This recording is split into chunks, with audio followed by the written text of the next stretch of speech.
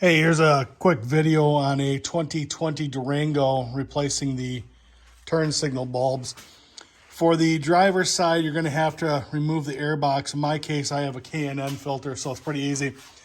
But when your inlet hose comes in, which will be a rubber hose as opposed to this aluminum hose that's coming in here, you just take off the clamp, and the box itself is just connected to these guys right here, which are put on by pressure, and you can just easily pull up on that. The air box will come out, and your bulb is right inside here, easily accessible, except for I don't have my little step stool and I'm short and I can't see it.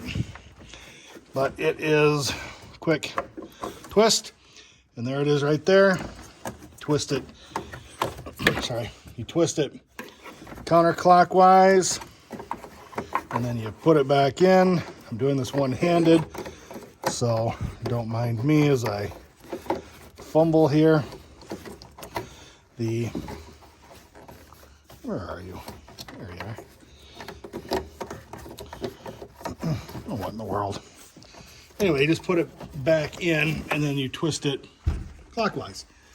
Same thing will throw over on this side, except for you have to remove the two bolts for this coolant thing. And then your bulb is right here, kind of reverse. It's stick your hand down in there. You can reach it pretty easily. And I am again doing this one-handed because I don't have an assistant with the camera. But that's essentially what you got to do. You got to remove the air box on that side, and you got to remove these two bolts for the coolant, and both of the bulbs will be accessible at that point. And I'll turn on the flashers real quick here.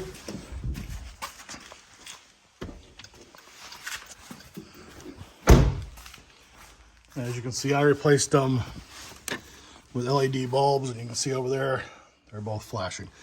So that's it. 2020 Durango.